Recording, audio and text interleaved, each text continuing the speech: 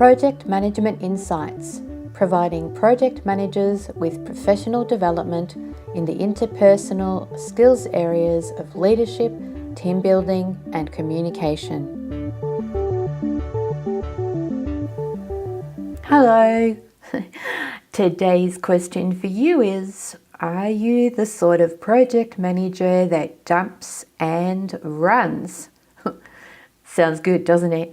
Well, what I mean is, at the end of your project, are you the sort of project manager that just wants to be done with the project? You want to be finished with it, you've had enough, it's driven you crazy, it's been, a problem and the bane of your life for the last 12, 18 months, 2 years, however long your project's been running, and all you want to do is get out of it and move on to the next project.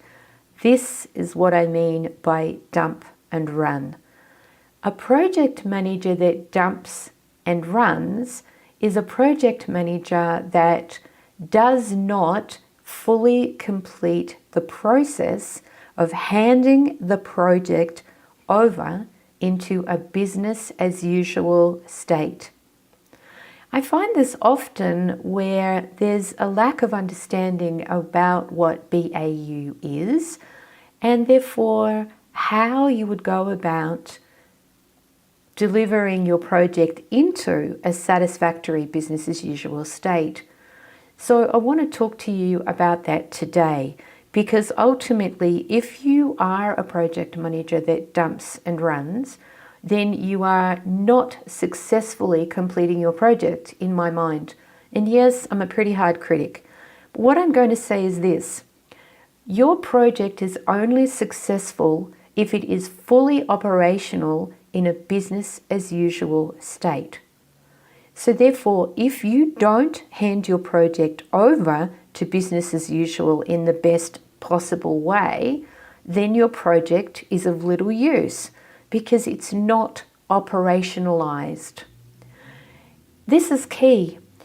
This is not only about change management and good change management practice, it's about having all of the support in place for the business in relation to the project outcome, whether that's a system or a new process or a change of process, something that's been automated from manual, whatever it is. The business needs to know that in an operational state, what it is that you've changed through your project works, and that if it doesn't work, they know where and how to get support to have that fixed.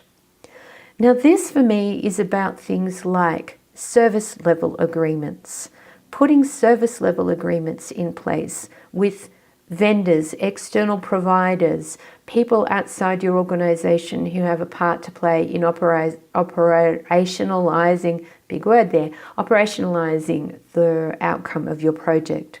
It's about putting OLAs, operating level agreements, in place between internal or departments, internal areas within the larger business that you operate, so that those people are very clear what it means to have a problem, a downtime, something that means that the business can't use or function with whatever it is that you have done for them, changed the system, the process, you name it. There's got to be someone there to be able to support the business if there are problems. There might be multiple areas within the business that need to have OLAs or SLAs in place that the business has agreed to. And notice that I said the business has agreed to. This is not about that functional area, and more often than not, I'm talking here about IT, and it could be other areas within the business, but let's specifically focus on IT. So within an IT space, there might be the database administration, there might be the network server team, there might be the risk and assessment team, there might be the service desk team. All have to have an external vendor that's responsible for the platform overall, or security as an example.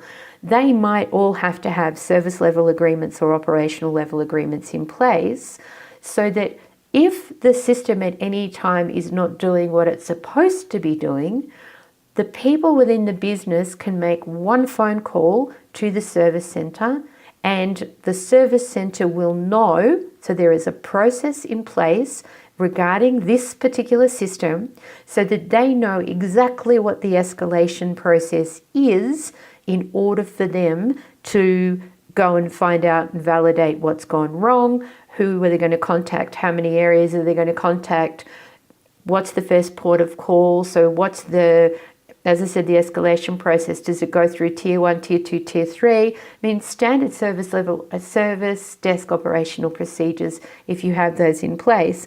But this is key because this means that the business does feel comfortable that they have the support if something is not working.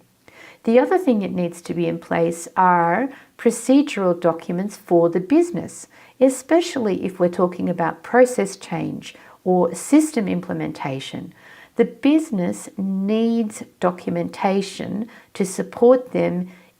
You might have done training with them as part of the change management process, as an example. Back that up with procedures and documents and training manuals as an example, but documentation that the business can fall back on if they need to at any time to validate that what's happening for them is legitimate or shows them that there's a problem. It assists them to operationalize whatever it is, as I said, that your project outcome is all about. And so this handing over into this business as usual state really is a critical part of successful project delivery.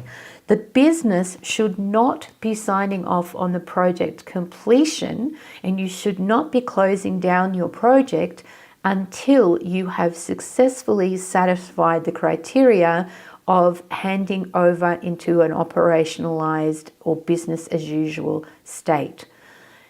Key people in the operationalizing side of it, so that might not necessarily be the business themselves. You might have worked through the change process with the business themselves, but the systems people, as an example, the people in IT, as an example, they need to have been involved in a handover.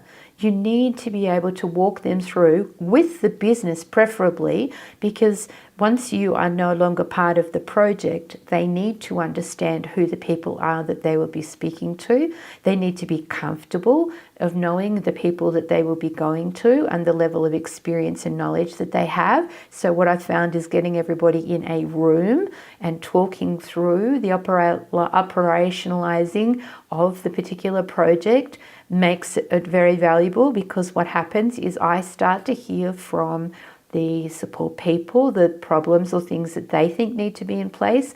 They might tell me about procedures or notes or information that needs to be updated or changed that I might not be aware of. The business might have criteria that are critical to them, and it allows the IT people, as an example, to hear what it is that the business's expectations are and to understand whether they're going to be able to meet those or not. Again, this is similar to what I do where I hold brainstorming sessions or group sessions to flesh out service level agreements and operating level agreements, so OLAs and SLAs. Having everybody in the same room at the same time makes the whole job of this easier and it runs more smoothly.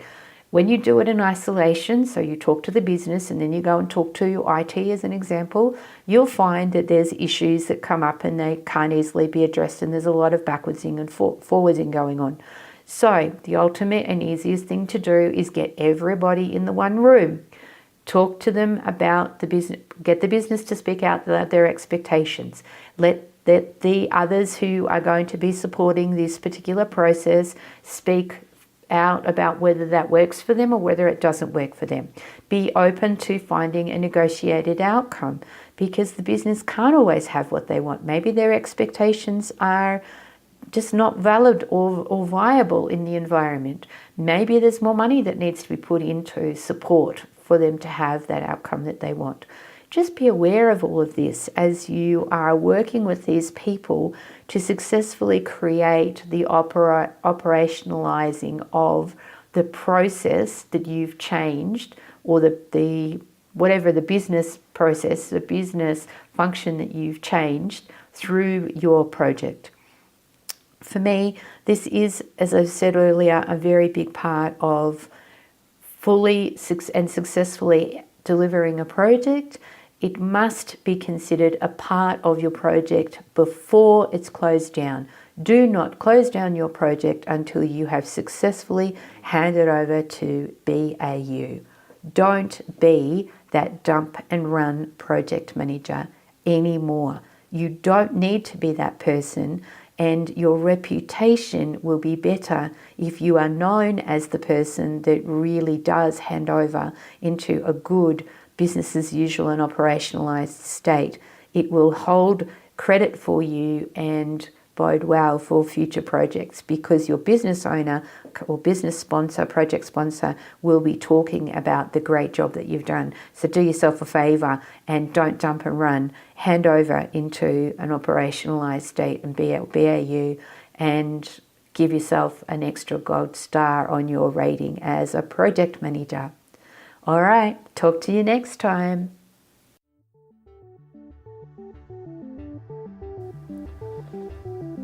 Thank you for listening to this Project Management Insights podcast.